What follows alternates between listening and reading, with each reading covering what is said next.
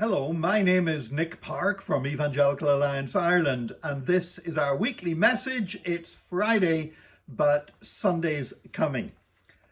There's a statement I've made several times that I know has got some other Christians' backs up, and it's this: thank God for secularism. Now, you can understand why some people get annoyed when I say that. They see secularism as something bad.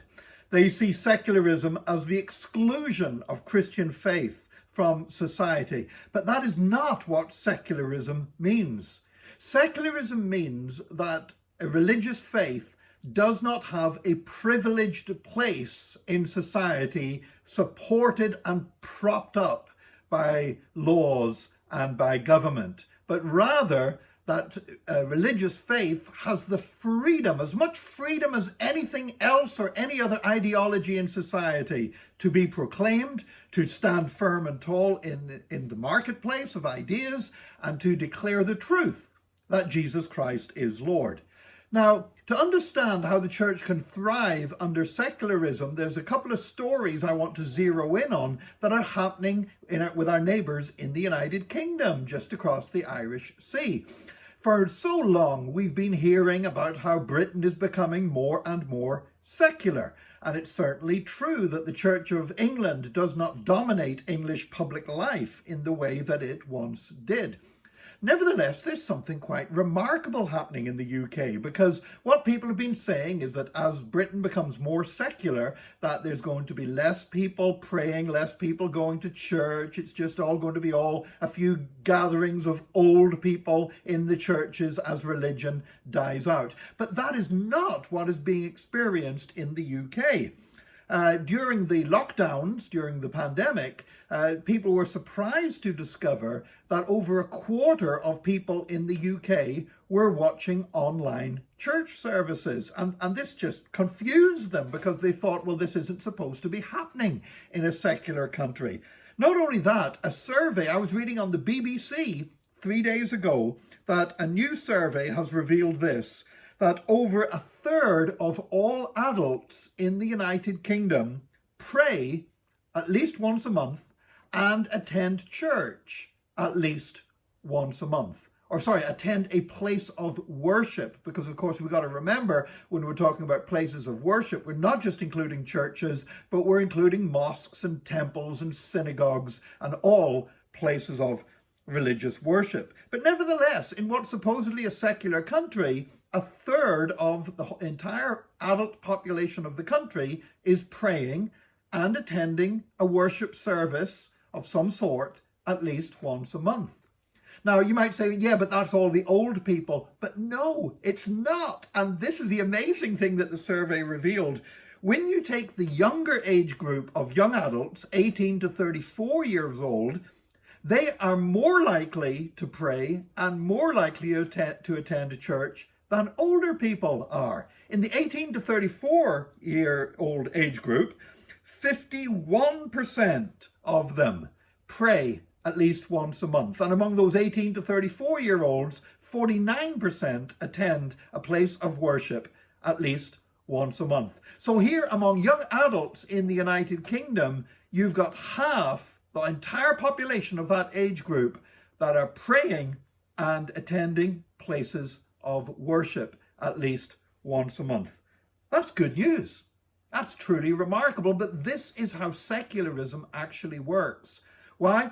Because while institutionalized forms of religion, particularly those that have relied on being propped up by the state, decline in a secular society, younger, more confident religious minorities grow, and that includes evangelical Christianity. And that's why something that those of us that know the British church scene have known for a long time, that there's a lot of great, confident young churches that are proclaiming the gospel of Jesus Christ, that are growing with amazing rapidity. And now that is being borne out by actual statistics, as reported by the BBC.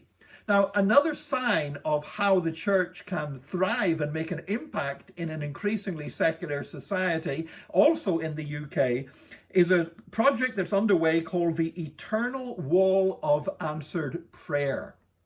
This is a project, and it's now well underway and heading towards completion, to build a massive monument to answered prayer. It's going to be just outside Birmingham, and it's composed of 1 million bricks, and each brick represents a particular testimony of answered prayer. And so if you go to the eternal wall of answered prayer when it's completed, you can pick any brick out of the entire massive structure, and you can find out the story of the testimony of answered prayer that that brick represents. Now, this eternal wall of answered prayer is actually a huge loop. It's what's called a Mobius strip. Now, a Mobius strip is a mathematical oddity that, if you've ever seen one, it's only got one side. Now, you say, how can that be? But it is. It's only got one side to it, and yet it's basically one continuous eternal loop. And it's an incredible thing, and it's going to be 51 meters high. Now, to put that in context, one of the biggest modern sculptures in the UK is the Angel of the North, the big massive metal structure out near Gateshead. Well, the Angel of the North is basically 20 meters high, but the eternal wall of answered prayer is going to be 51 meters high, and you'll be able to see it from 6 miles away. In fact, people will see it on planes as they're coming into land at Birmingham Airport. It's estimated that over 790,000 people are going to be able to look at the eternal wall of answered prayer every single week. It's an incredible project. It's costing about £12 million to complete.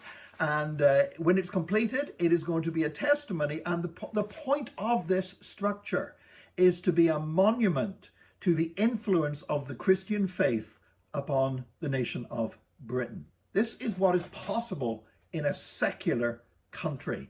And that's why, even though I've annoyed people in the past by saying this, I'm going to say it again. Thank God for secularism. Because what we will actually find here in Ireland as well is that as society begins to give less privileges to religious institutions, you're going to continue to see what many of us on the ground are seeing already, which is a tremendous growth of faith among young people. And in a truly secular society, which means Christianity is not privileged, but neither is it discriminated against, we have the freedom, we have a level playing field to show that when there's all different kinds of ideas and philosophies and religions, that something that is attractive, something that is real, something that is authentic, something that changes lives like evangelical Christianity can thrive and grow. And that's what we've been declaring at Evangelical Alliance Ireland for quite a number of years now. So praise God for what's happening. Praise God for what's happening across the water in the United Kingdom. Praise God for what's happening here in Ireland. The church is growing. The church has a bright future. Thank God for secularism. And it might be Friday, but Sunday's coming.